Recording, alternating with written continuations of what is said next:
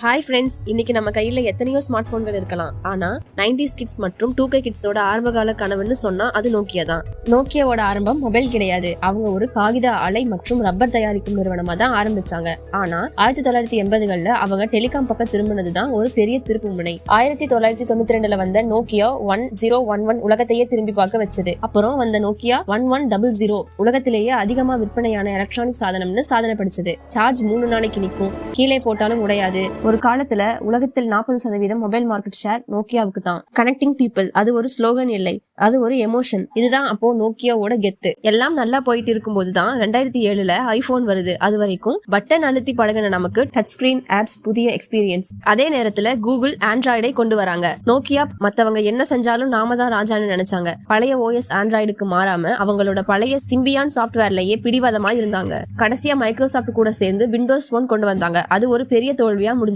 Market ஸ்லோவா நோக்கியாவை விட்டு போக ஆரம்பிச்சது.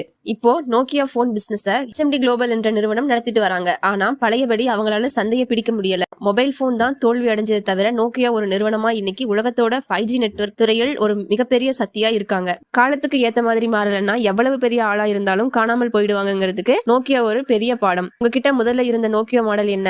கமெண்ட்ல சொல்லுங்க. இந்த வீடியோ பிடிச்சிருந்தா லைக் பண்ணுங்க. நம்ம சேனலுக்கு சப்ஸ்கிரைப் பண்ணுங்க.